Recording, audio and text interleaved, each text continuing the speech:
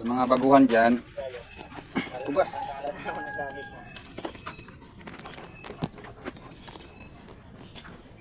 Yun. Tanggas na natin, tanggal natin. O, linisin natin ito. Meron itong bolts na tatlo. Oh, may tumawag na. May tumawag na.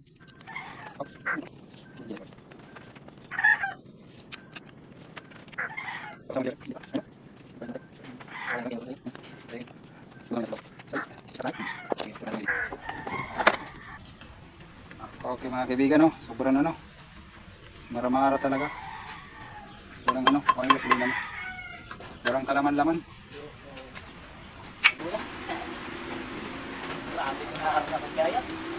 Oo. Ano itong driver?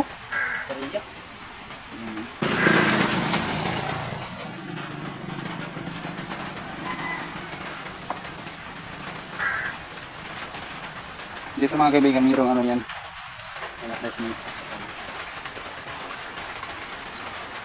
So, bunutin nyo lang ito mga kaibigan. Ayan. Tapos, pakabunot nyo. Ayan. Butit hindi nag-stack up ang floater nya. Ano? So, iba kapag natatambay, nag-stack up. Good. Good. Ito lang nagka-problema. Parang nagkaroon ng maraming korosyon. Ayan o. Tanggalin natin.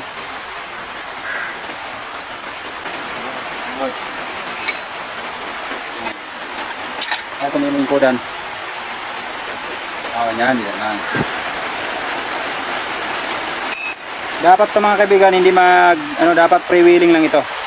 Dapat freewheeling lang, ayan. Tip lang sa mga nag-overflow mga motor. Kapag nag-overflow mga motor nyo, itong pinakadahilan. Ito. Hindi na siya nakakaalis dyan. Nanatili siya kaya overflow siya. O kaya hindi na siya makalock.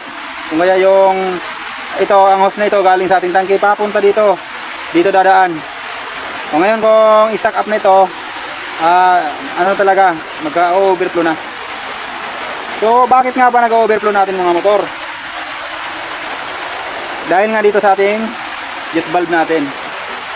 So ang principles kasi ng ating carburetor mga kaibigan, once na mapuno ito ng gasolina, kapag sumobra dito, ito yung hose, itong tubo na yan na maliit, papunta yan dito. Kaya nga kung nag-overflow yung motor natin, dumadaan dito yung ang gasolina, pumapatak. Kasi galing yan dito. So bakit linagyan pa ng ganyan kung bakit dumadalo yung ating gas?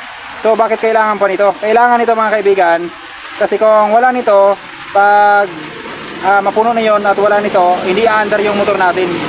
Kaya yan mayroong butas. So ang pinaka-solusyon, dapat yung ating gasolina hanggang dito lang talaga, dito. At ito, tanggalin natin ito. Yan. Tanggal natin, pero mas mainam kung tanggalin pa natin yung isa. Ito mayroon yung butas oh. Yan. Napakahalaga na may butas dapat yan kasi kung walang butas yan, hindi aandar yan.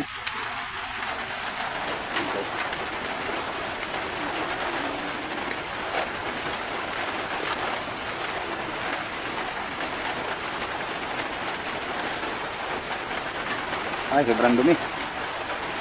Papansin nyo mga kaibigan, sobrang dumi oh. Ayan oh. Yan. Kapag madumi yan, hindi kahadaan dyan ang langis o ang gasolina natin.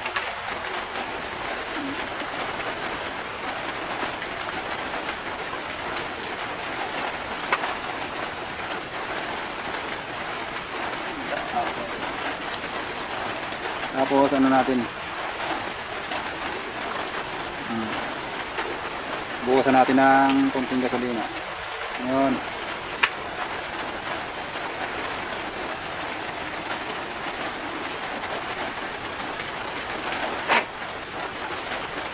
wala tayo ngayon mga kaibigan pressure, wala tayong pressure ngayon. Burn out dito. Kasi naman.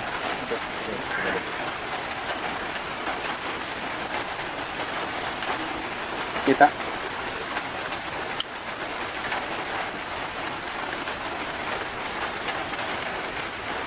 Ito yon sa iri natin mga kaibigan.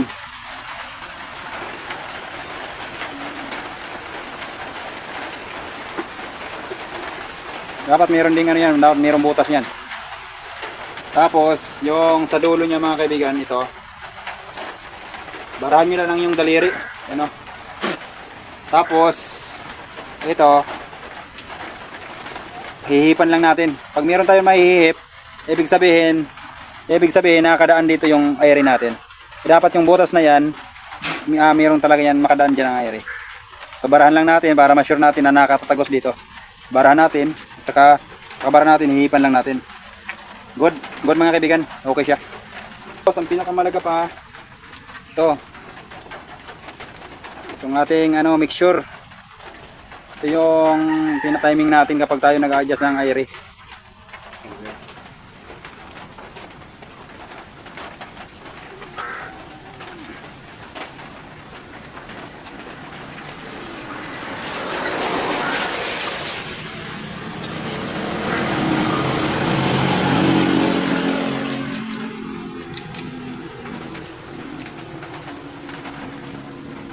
Yan. Okay. Good. Ang carburetor nito mga kaibigan ay same lang o katulad lang din ng carburetor ng ating Barako. Kaya, so paano natin ba ito mga kaibigan ilalagay sa tama? Sa paglalagay nito sa tama, okay. I-off muna natin, oh, ito. Kita.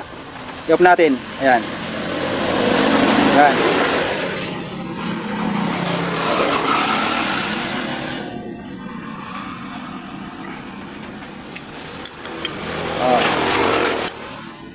Ayan mga kaibigan.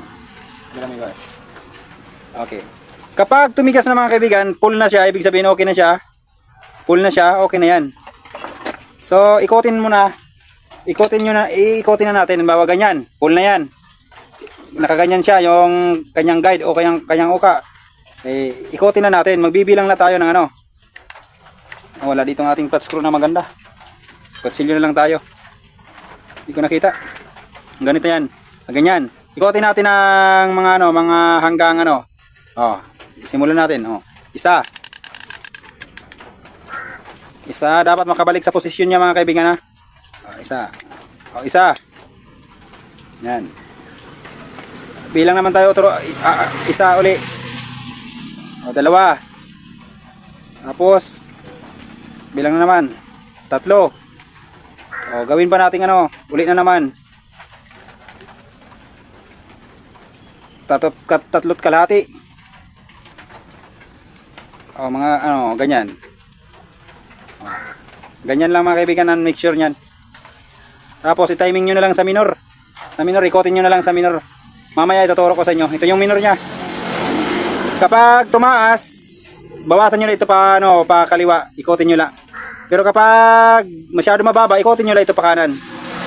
Okay. Ilagay na natin.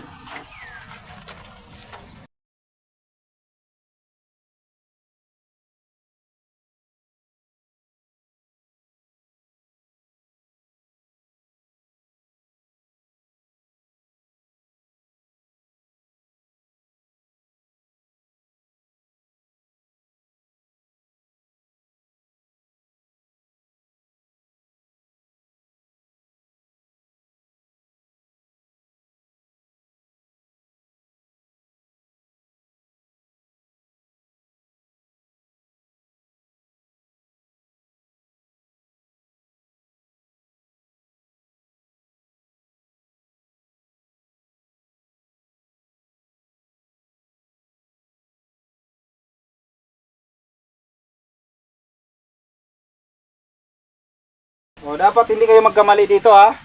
Dapat hindi kayo magkamali dito. Ito na parang uka niya. Para sa may mga dagdag na kalaman itong may uka niya, itatapat nyo dito sa ating minor. Wag nyong babaliktarin na ganyan ha. Wag nyong babaliktarin ganyan kasi hang yan. Parang nakabirit yung silinyador natin, magwa-weld yan. Dapat ito yung nakalagay. So ganyan, ilalagay natin. Dapat nakasintro yan dyan. Para pumasok siya ng mga ganda, dapat nakasintro yan. Ayan. Pag nakasintro na, Oh. Oh, yan. Yan. So, ganyan lang, no? Para simple lang, hindi mag-weld.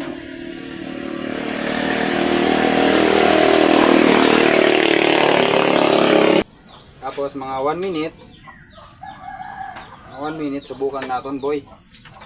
Sira na, boy. Kaya matibay ka na, boy, magbanyak. Okay. Nakakikila. O, wala nga na. Wala, atras na dito. Basta.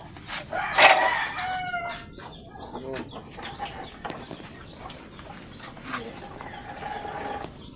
Yun. Ayan na. Ayan na, boy.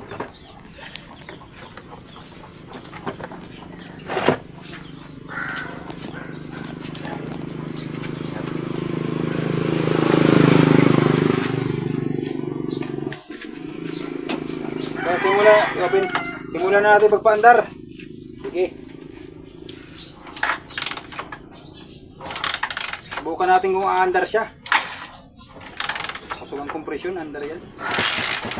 Ayan mga kaibigan. Andar na. Sasasunta. Ito sabi ko sa inyo na minor, lakasuntan minor. Yan, yung minor. Biritin nyo lang. Sige.